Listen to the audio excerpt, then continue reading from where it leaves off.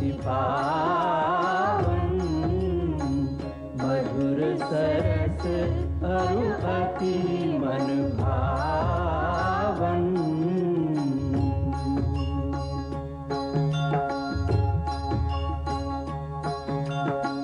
पुनि पुनि कितने हो सुने सुनाए, ये की प्यास बुझत न बुझाए।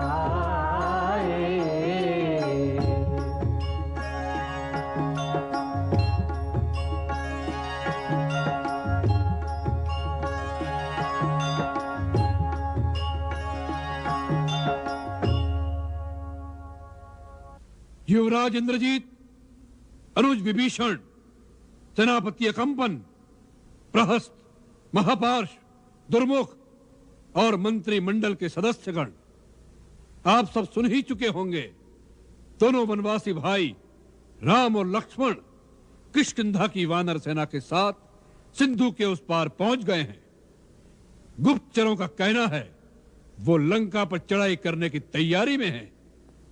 ये समाचार लंका में आग के समान फैल चुका है। प्रजा थोड़ी चिंतित हो रही है कि युद्ध लंका के द्वार तक आ पहुंचा है।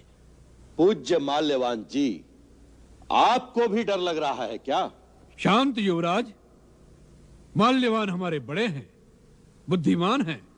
हम उनसे सहमत न हो, परंतु उनके मत का भी हमें आदर करना चाहिए। सभासदों, जब भी कोई विकट समस्या उपस्थित हुई, हमने आप सबसे विचार विमर्श करके ही कोई कदम उठाया है। उस दिन सभा में बांध कर लाए गए वानर हनुमान के वध का विचार भी विभीषण की राय ना होने के कारण हमने त्याग दिया। वही तो भूल कर दी। उसी दिन उस ढीठ बंदर को खत्म कर देते तो आज ये समस्या ही सामने ना आती। ना वो जीता वापस जाता, ना उन लोगों को यहां का कुछ पता चलता। अभी भी कौन सी समस्या जटिल हो गई है? समुद्र के उस पार आ जाने का अर्थ यह नहीं कि वो 100 योजन अर्थात 400 कोस का विशाल दुर्गम समुद्र लांघकर सेना के साथ लंका आ जाएंगे। सेनापति अकंपन, कम से कम आप तो ऐसी बात मुख से ना निकालो। आप स्वयं अपनी आंखों से देख चुके हैं कि राम का पराक्रम कैसा था। सारे जनस्थान से केवल आप और शूर्पणखा ही युद्ध भूमि से भागकर अपनी जान बचा सके थे।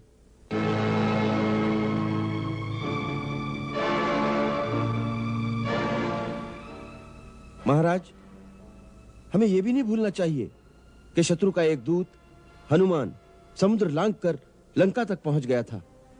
अर्थात हमारी लंका नगरी अब दुर्गम नहीं रही। फिर उस अकेले वानर ने सारी लंका को आग लगा दी और हमारे बड़े बड़े शूरवीर महाबली नगर के रक्षक देखते रह गए।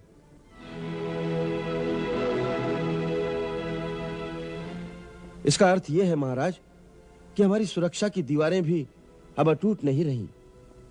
तो तुम ही राय दो विभीषण, हमें क्या करना चाहिए? महाबली लंकेश्वर, श्री रामचंद्र जी ने। विभीषण, शत्रु को श्री लगाकर संबोधित मत करो। क्षमा लंकेश्वर, मेरा मत यह है कि राम के साथ शत्रुता हमने स्वयं मोल ली थी। किसी भी समय पर उन्होंने प्रथम प्रहार नहीं किया।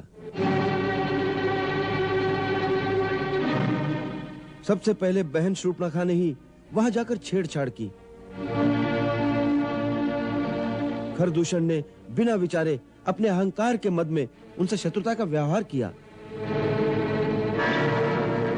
उस पर सबसे बढ़कर अनीतिपूर्ण कार्य किया आपने। उनकी पत्नी का हरण करके, उनकी मान मर्यादा पर प्रहार करके। विभीषण,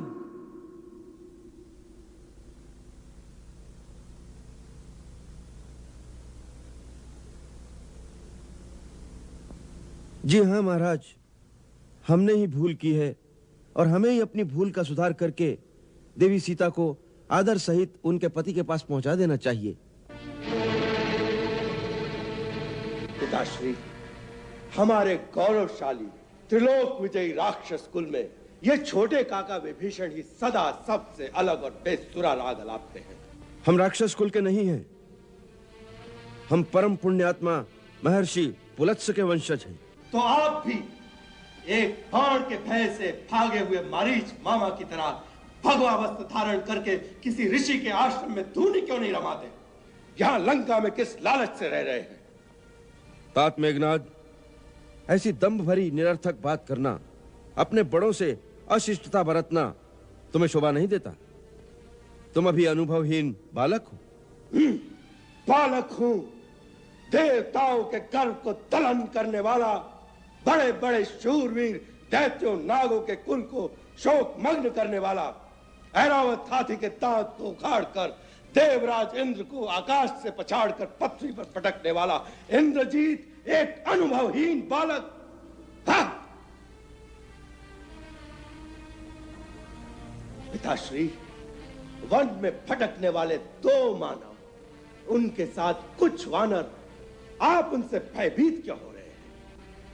भय शब्द तो रावण के शब्दकोश में है ही नहीं, और नर तथा वानर तो हमारा कुछ बिगाड़ ही नहीं सकते। महाराज दशानन, मैं आपका पिता समान आदर करता हूं। आप केवल राजा नहीं हैं, मेरे ज्येष्ठ भ्राता भी हैं, जिन्हें आप साधारण वनवासी नर कहकर उपेक्षा कर रहे हैं। उनके शौर्य की गाथा मत भूलिए। परमवीर सुबाहु, विराट कबंध और विराट, खरदूषण, त्रिशिरा, जगत का सबसे महाबली बाली, ये सब उनके बाणों का निशाना बनकर यमलोक सिधार गए। जिस वानर का आप उपहास कर रहे हैं, उसकी करनी के चिन्ह लंका के कोने कोने में जलकर भस्म हुई अट्टालिकाओं, लपटों में झुलसी हुई लंका के प्राचीरों और आग में गलकर गिरे स्वर्ण स्तंभों के रूप में दिखाई दे रहे हैं।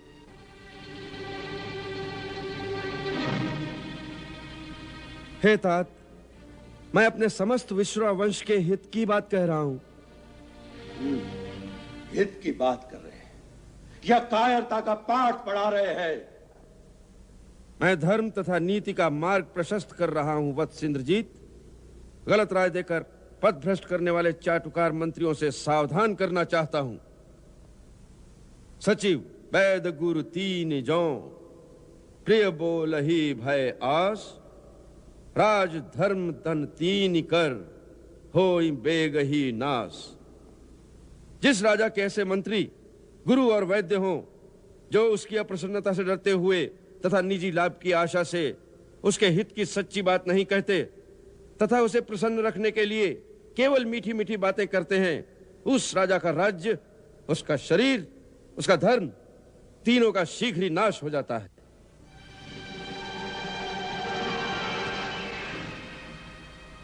महाराज लंकेश, मेरे आदरणीय भ्राता, कभी कभी काम और क्रोध की उत्तेजना के आवेश में कुमति मनुष्य को कुमार्ग की ओर खींच कर ले जाती है, परंतु अपनी भूल का भान होते ही सुधार कर लेने में ही समझदारी है। हे दशानन, आप मद में चूर होकर एक पर नारी को यमपाश के समान अपने गले में बांध कर ले आए हो। महाराज, वो राक्षस कुल के लिए काल रात्रि के समान है। विभीषण, तेरे सिवा किसी और ने ऐसा प्रलाप किया होता तो इसी क्षण उसे प्राणों से हाथ धोना पड़ता। क्षमा क्षमा लंकेश्वर, विचार विमर्श में इस प्रकार प्रकोप शोभा नहीं देता। हे वेदवेत्ता, तनिक विवेक से काम लीजिए।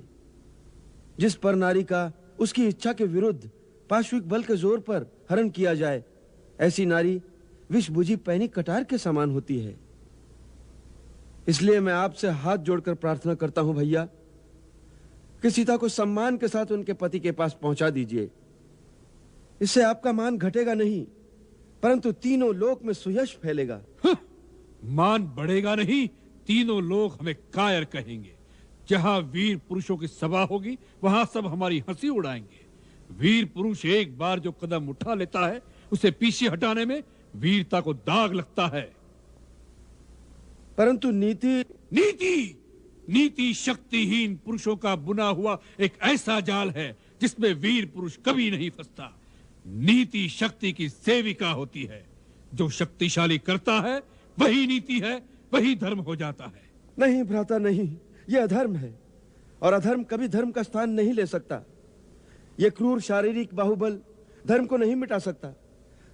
धर्म के पास आध्यात्मिक बल है, उसके साथ दैवी विधान की शक्ति है। केवल आपके इस अधर्म कार्य से सारे कुल का विनाश हो जाएगा। मैं अपने कुल के कल्याण के लिए आपके चरणों में गिरकर प्रार्थना करता हूं।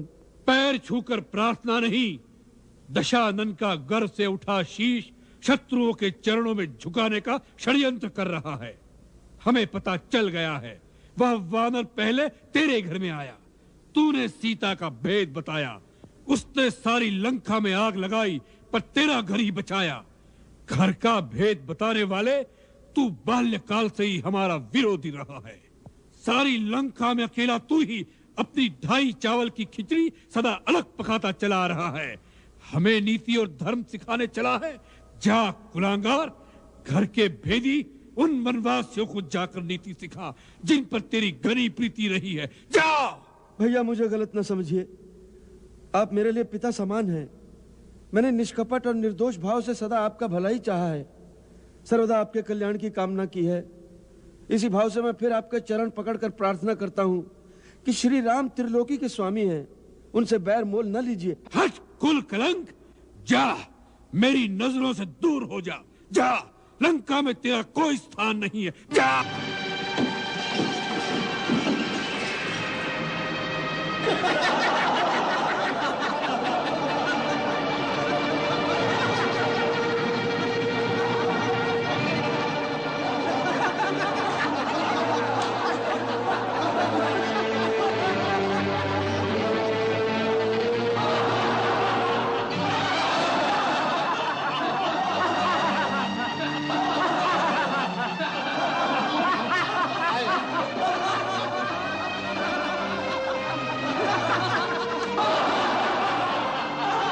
विपरीत बुद्धि, अपने विनाश की ओर जाते हुए प्राणी को यदि भगवान भी कल्याण की बात समझाने आए तो अपने अहंकार के मद में डूबे उस अंधे प्राणी को भगवान भी पागल दिखाई देता है और अपनी दुर्बुद्धि को ही सर्वश्रेष्ठ मानकर आप लोगों की भांति हंसता हंसता अपने विनाश के गर्त में डूबता चला जाता है।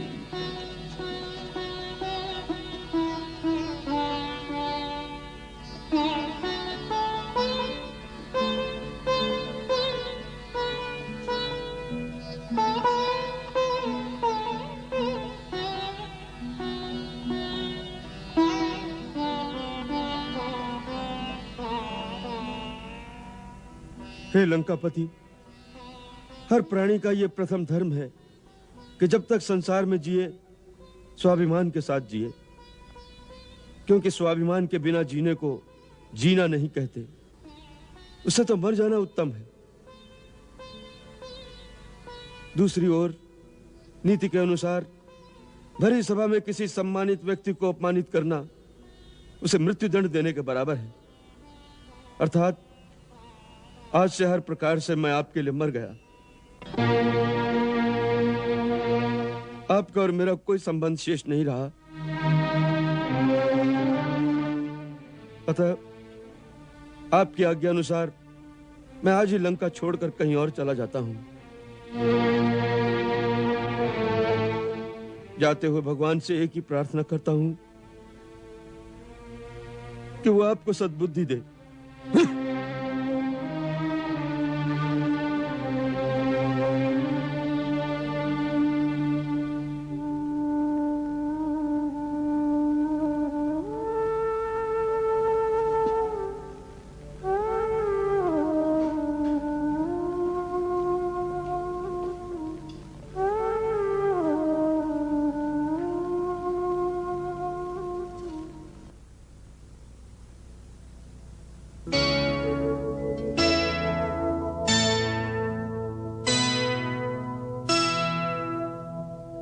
हंस कही चला विभीषण जब ही आयुहीन भय सब तब ही।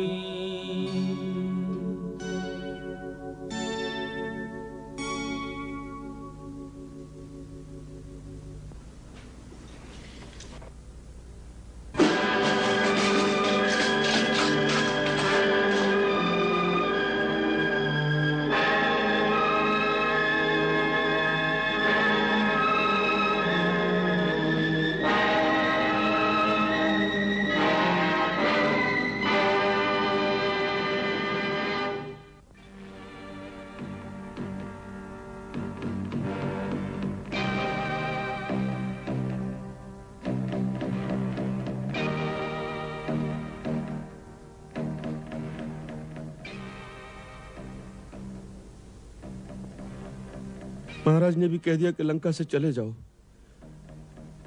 मैंने भी कह दिया कि लंका छोड़ दूंगा। कहना आसान था, परंतु अपनी जन्मभूमि को छोड़ना कठिन लगता है। मुझे बार बार अपनी प्रजा और राक्षस जाति का ध्यान आता है। केवल एक पापी के पाप और अहंकार के कारण सारी निर्दोष प्रजा मारी जाएगी। वीर राक्षस जाति का नाम मिट जाएगा। अपनी प्रजा के प्रति उत्तरदायित्व का आभास बार बार मन में उठता है। इस समस्या का कोई समाधान नहीं दिखता। मैं कैसे अपनी मातृभूमि का समूल विध्वंस होने से बचा सकूं? अब इन बातों के सोचने का समय नहीं रहा। इससे पहले कि महाराज रावण के मन में आपको बंदी बनाकर कारागार में डालने का विचार आ जाए, आपको यहां से निकल जाना चाहिए। पर मैं कहां जाऊं? हो सके तो श्री राम के पास जाकर उनसे प्रार्थना करिए कि वो रावण के पापों का दंड उनकी निर्दोष प्रजा को ना दे। परंतु युद्ध में तो कुछ भी हो सकता है, और यह युद्ध अवश्य होगा। फिर तो और आवश्यक है उनसे मिलकर युद्ध का रुख इस प्रकार मोड़ा जाए जिससे प्रजा की कम से कम क्षति तो न हो। इसके लिए आपको श्री राम जी से मिलकर उनका विश्वास पात्र बनकर युद्ध की बागडोर संभालने में सम्मिलित होना पड़ेगा।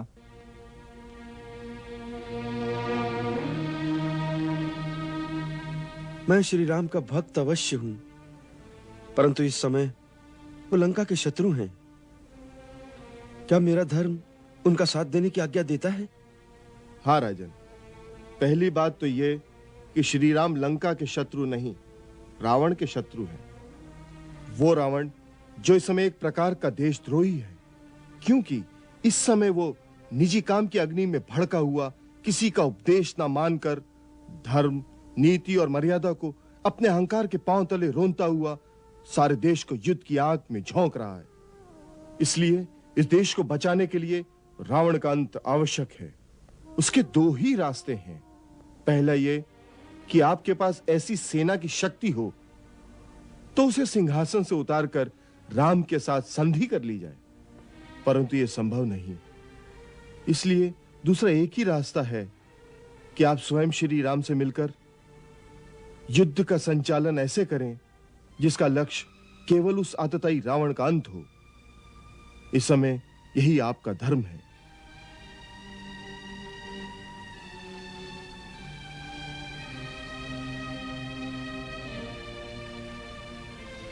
यह इतना गंभीर विषय है कि कोई भी निर्णय लेने से पहले इसमें गुरुजन की सम्मति और आशीर्वाद आवश्यक है। अतः मैं अपनी माता के पास जाता हूं। वो जैसी आज्ञा देंगी मैं वही करूंगा।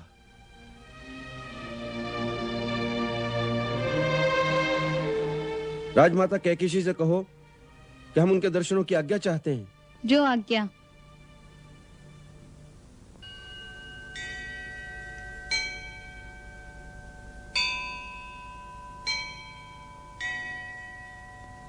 राजमाता जी की जय हो। क्या है? आपके छोटे पुत्र विभीषण जी दर्शनों के आज्ञा चाहते हैं। उन्हें बुलाओ।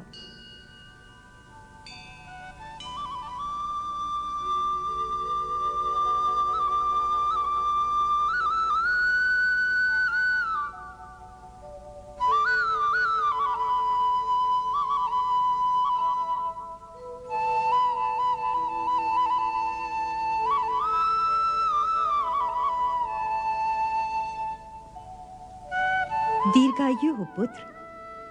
भगवान शंकर तुम्हारा कल्याण करे। आसन ग्रहण करो।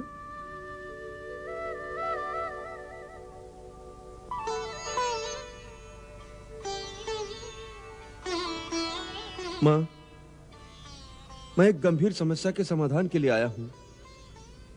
मेरा मार्गदर्शन करो माता। बहुत अस्थिर चित्त से बात कर रहे हो। ऐसी क्या बात हो गई है वत्स? बड़े भैया महाराज रावण ने मुझे देश निकाला दे दिया है। रावण ने तुम्हें देश निकाला दे दिया है? क्यों? आज दरबार में उन्होंने मेरा बहुत अपमान किया। क्यों? मैंने अपने मतानुसार उन्हें परामर्श दिया कि प्रथम तो सीता का हरण करना ही उचित नहीं था। एक परस्त्री को उसकी इच्छा के विरुद्ध अपने घर में रखना धर्म विरुद्ध है। वो पतिव्रता स्त्री है। मां, इस पाप के कारण लंका का विनाश हो जाएगा। उधर श्री राम किष्किंधा के महाराज सुग्रीव की सहायता से एक विपुल वानर सेना को लेकर लंका की ओर बढ़ रहे हैं, और इधर हमारे मंत्री उन्हें परामर्श दे रहे थे कि राम और लक्ष्मण की कोई चिंता न करें, हमारे राक्षस सेना सहित उनका अंत कर देंगे। परंतु मैंने उन्हें कहा कि जिनका दूत हनुमान अकेले ही सारी लंका को जलाकर राख कर गया है, उनकी शक्ति को कम नहीं समझना चाहिए। एक स्त्री के लिए किसी शक्तिशाली शत्रु से लड़ाई नहीं मोल लेनी चाहिए। हमें देवी सीता को सम्मान के साथ उनके पति के पास पहुंचा देना चाहिए। उन्हें यह मत नहीं भाया। मैंने अपना मुकुट उनके चरणों में रख दिया कि भैया, केवल अपने हट के लिए लंका का विनाश न करो। परंतु उन्होंने पैर की ठोकर से मेरा मुकुट दरबार में फेंक दिया और मुझे लंका से निकाल दिया। ये रावण ने अच्छा नहीं किया, परंतु इसके पश्चात तुम्हारे लिए और कोई उपाय नहीं है। राजा की आज्ञा है, तुम्हें जाना ही पड़ेगा। मां, इस समय ये संकट उन पर तो आया ही है, परंतु उनके कारण सारे देश पर संकट की छाया पड़ रही है। ऐसे समय में मैं अपने देशवासियों को संकट में छोड़कर कैसे चला जाऊं? अपनी प्रजा के प्रति सारे राजकुल का उत्तरदायित्व होता है। इस समय जाने से देशद्रोह नहीं होगा। यदि यहां रहकर तुम प्रजा की रक्षा कर सको तब तो तुम्हारा जाना उचित नहीं होगा, परंतु यहां रहकर तुम कुछ नहीं कर सकोगे, क्योंकि रावण तुम्हें यहां स्वतंत्र नहीं रहने देगा। इसलिए पहला कार्य तो यह करो कि अतिशीघ्र यहां से चले जाओ। लंका से बाहर जाकर सोचो कि तुम लंका की निर्दोष प्रजा की रक्षा कैसे कर सकते हो, किसकी सहायता लेकर कर सकते हो। मेरे मंत्रियों और मित्रों का मत है कि मुझे स्वयं श्री राम के पास जाना चाहिए और उन्हें कहना चाहिए कि उनका बैर रावण से है। उनके कारण लंका की निर्दोष प्रजा को दंड न दिया जाए। विचार अच्छा है, परंतु क्या मां? परंतु इसमें बहुत संकट है। क्या? श्री राम तुम्हें क्यों अपनाएंगे? तुम शत्रु के भाई हो, इसलिए नीति अनुसार उन्हें तुम पर विश्वास नहीं करना चाहिए। उन्हें तुम्हारे साथ वही बर्ताव करना चाहिए जो वो रावण के साथ करेंगे। तो दूसरा उपाय क्या है? क्या मैं लंका छोड़कर साधु हो जाऊं, किसी गुफा में बैठ जाऊं और अपने देश का नाश होने दूं? नहीं, वो अक्रमण्यता होगी। जिसका देश संकट में हो उसे ये नहीं सुहाता। फिर? तुम्हारे मंत्री ठीक कहते हैं। तुम्हें प्रजा हित के लिए अपने जीवन को दांव पर लगाकर भी श्री राम के पास चले जाना चाहिए। या तो वो तुम्हें शत्रु पक्ष का समझकर मृत्युदंड दे देंगे और इस बलिदान से राजकुल में उत्पन्न होने के अपने उत्तरदायित्व से तुम मुक्त हो जाओगे। यदि वो एक बार तुम्हें वचन दे देंगे तो फिर कोई डर नहीं, क्योंकि मैंने सुना है कि रघुकुल वाले अपने वचन के बड़े पक्के होते हैं। प्राण दे देंगे परंतु अपना वचन झूठा नहीं होने देंगे। मुझे लगता है कि तुम्हारे पिता महर्षि विश्रवा के कथन सत्य होने का समय आ गया है। कौन सा कथन मां? जब वो हिमालय जा रहे थे तब उन्होंने मुझसे कहा था, देवी, तुम्हारे ज्येष्ठ पुत्र रावण का विनाश काल आरंभ हो गया है। देवताओं की प्रार्थना सुनकर विष्णु ने रघुकुल में अवतार ले लिया है। अब समय आने पर उनके द्वारा रावण सहित राक्षसों का संहार हो जाएगा। स्वामी, क्या एक रावण के कारण हमारा सारा कुल और राक्षसों का ये उन्नत समाज विनाश को प्राप्त हो जाएगा और पितरों को जलांजलि देने वाला भी कोई नहीं रहेगा? कैकसी, तुम्हारा छोटा पुत्र विभीषण अपनी जाति का उद्धार करेगा। उसी के द्वारा उन राक्षसों की रक्षा होगी जो अधर्म के मार्ग से हटकर प्रभु की शरण में जाएंगे।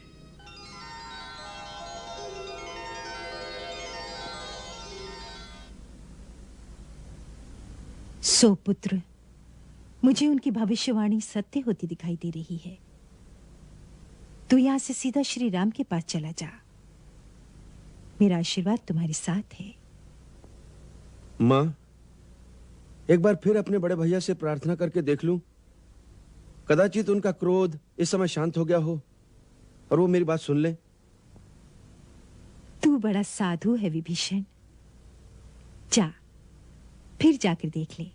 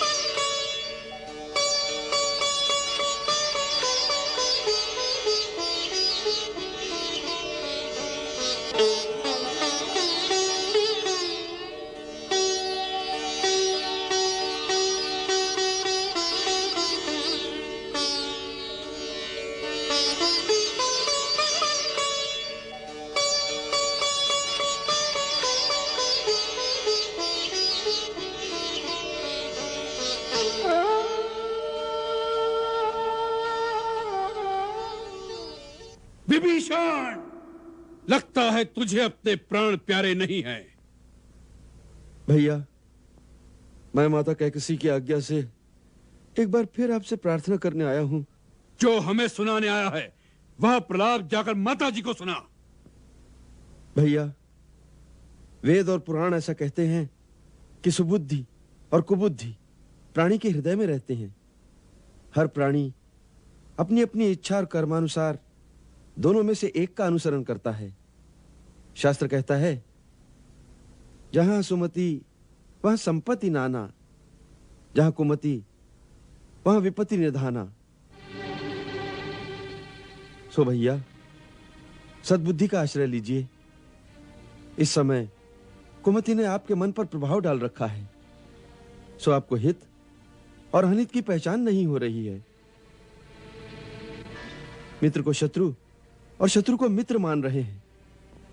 सीता, जो राक्षस कुल के लिए काल रात्रि के समान है, उस पर आपकी प्रीति बढ़ रही है, और जो आपको विनाश के मार्ग पर बढ़ने से रोकते हैं। बस विभीषण!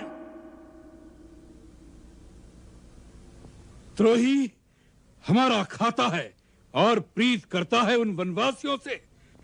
मूढ़ हमारे जिलाए जीता है और कामना करता है शत्रु के द्वारा हमारे विनाश की। धिक्कार है तुझ जैसे कुलद्रोही पर। नहीं नाथ, नहीं। अभिमानी को शत्रु सम लगे हितैषी मीत, आवे काल विनाश को बुद्धि होए विपरीत, बुद्धि होए विपरीत।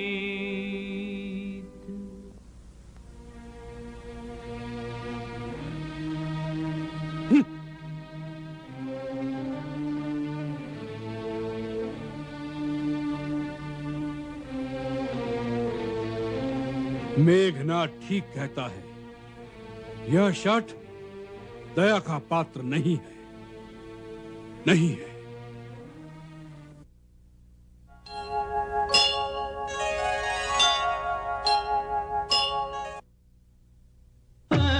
अमंगल हारी, जब हो सुदशरथ अजिर बिहारी।